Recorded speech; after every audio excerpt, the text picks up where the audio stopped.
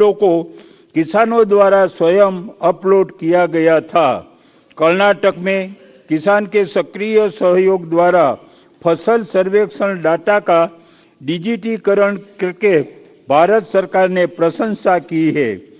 23,064 hectare क्षेत्र में बागबानी फसलों का विस्तार किया गया है।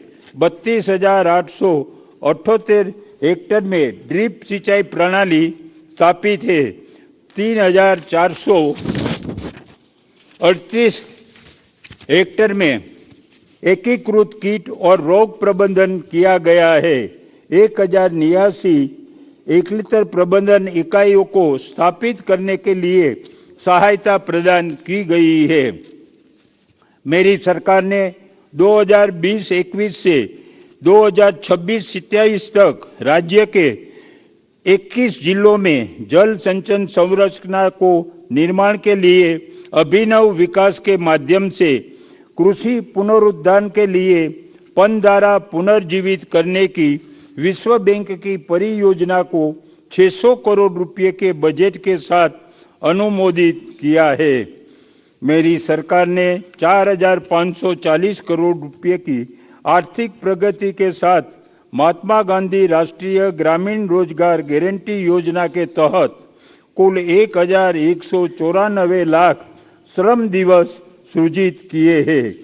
मेरी सरकार ने 300 करोड़ रुपए की अनुमानित लागत से रामनगर, चिकमंगलुरु, बेंगलुरु, मांड्या, कोप्पल, बेलगावी और उडुपी जिले में लिफ्ट सिंचाई योजना के निर्माण के लिए प्रशासनिक स्वीकृति दी है। मेरी सरकार ने 142 करोड़ रुपए की अनुमानित लागत पर बल्लारी, चित्रदुर्गा और हुबली धारवाड़ के शहरी स्थानिक निकायों में पीपीपी आधारित अपशिष्ट जल का उपचार शुरू किया है। मेरी सरकार ने फ्लाई ऐश निपटान नीति पेश की है, जिसके परिणाम स्वरूप ताप विद्युत स्टेशनों में 100% राख का उपयोग हुआ है और इससे पर्यावरण का प्रदूषित कम हुआ है। मेरी सरकार ने देश में पहली बार ग्रीन इंडेक्स टूल किट विकसित की है और राष्ट्रीय हरित फसल कार्यक्रम के सफल कार्यान्वयन के लिए मुझे यह बताते हुए खुशी हो रही है कि 14,971 मेगावाट की संचयी स्थापित क्षमता के साथ कर्नाटक देश में अक्षय ऊर्जा में पहले स्थान पर है। मेरी सरकार ने केंद्र प्रायोजित योजना दीनदयाल उपाध्याय ग्राम ज्योति योजना और सौभाग्य योजना के तहत 14,320 गैर विद्युतीकृत घरों का विद्युतीकरण किया है। मेरी सरकार ने अनुसूचित जाति, अनुसूचित जनजाति के किसानों और उन सभी किसानों को जिनके आईपी सेट 10 HP से नीचे है, मुफ्त बिजली की आपूर्ति सुनिश्चित करने के लिए 11,250 करोड़ रुपए की सब्सिडी प्रदान की है। मेरी सरकार ने शिक्षक और अभिभावक हेल्पलाइन शिक्षा मित्र और मक्कमवाली यूट्यूब चैनल का लॉन्च किया है, जिसने पूरे देश का ध्यान आकर्षित किया है। स्कूल के पाठ्यक्रम को संक्षिप्त शैक्षणिक अवधि के लिए फिर से बनाया गया है। मेरी सरकार ने पूर्व छात्र संघों और विभिन्न संगठनों ने दान एकत्र करके लिए माई स्कूल माई कंट्रीब्यूशन यानी नन्ना साले नन्ना कोडुगे नामक एक अभिनव कार्यक्रम शुरू किया है। आज तक जनप्रतिनिधियों, समुदाय के गणमान्य लोगों, स्वयंसेवी संगठनों ने 1500 स्कूलों को इसके अंतर्गत अपनाया है। मेरी सरकार ने लर्निंग मैनेजमेंट सिस्टम की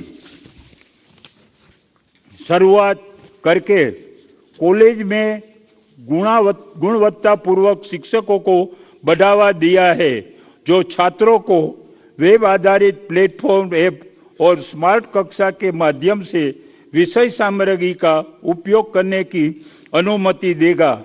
मेरी सरकार ने 150 सरकारी औद्योगिक प्रशिक्षण संस्थाओं के उन्नयन के लिए टाटा टेक्नोलॉजी लिमिटेड के साथ एक समझौता पर हस्ताक्षर किए हैं। मेरी सरकार ने केंद्र प्रायोजित योजना के तहत चिक्काबल्लापुर, हावेरी, यादगिरी और चिकमंगलूर जिले में से प्रत्येक जिले में 325 करोड़ रुपए की लागत से एक मेडिकल कॉलेज मंजूर किए हैं। मेरी सरकार ने कल्याण कर्नाटक के लोगों को लाभ पहुंचाने के लिए कलबुर्गी में 300 बिस्तरों की क्षमता वाली अस्पताल की Jayadeva cardiology and research institute के निर्माण कार्य को शुरू किया है। मेरी सरकार ने 2020-21 के लिए कल्याण कर्नाटक क्षेत्रीय विकास बोर्ड को 1132 करोड़ रुपए का आवंटन प्रदान किया है। इस क्षेत्र का एकीकृत विकास को सुनिश्चित करने के लिए 300 करोड़ रुपए की वित्तीय सहायता से कल्याण कर्नाटक मानव संसाधन, कृषि और सांस्कृतिक संघ की स्थापना की गई है। 100 करोड़ रुपए जारी कर दिए गए हैं। मेरी सरकार ने बसव कल्याण में अनुभव मंडप का निर्माण करने के लिए 600 करोड़ रुपए स्वीकृत किए हैं। इसके लिए 100 करोड़ रुपए पहले ही जारी किए जा चुके हैं ताकि उसे एक अंतर्राष्ट्रीय सांस्कृतिक और विरासत केंद्र के रूप में विकसित किया जा सके। मेरी सरकार ने बेंगलुरु शहर के प्रशासन के लिए एक पृथक विधान के रूप में बृहद बेंगलुरु महानगर पालिका अधिनियम बनाया है और बेंगलुरु में रहने वाले लोगों के जीवन की गुणवत्ता में सुधार के लिए बेंगलुरु मिशन 2022 शुरू किया है। बेंगलुरु शहर में बुनियादी ढांचे और विकासात्मक कार्यों के लिए 8,015 करोड़ रुपए अनुमोदित किए हैं। मेरी सरकार ने नवनगरोत्थान कार्यक्रम के तहत 1,060 करोड़ की लागत के नालों के निर्माण को मंजूरी दी है।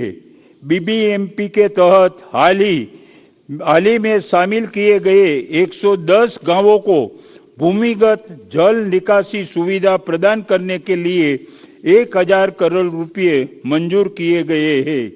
नगरोत्थान के तीसरे चरण के तहत 263 शहरी स्थानीय निकायों में 1,598 कार्य पूरे हो चुके हैं। मेरी सरकार ने 14,909 आवास इकाइयों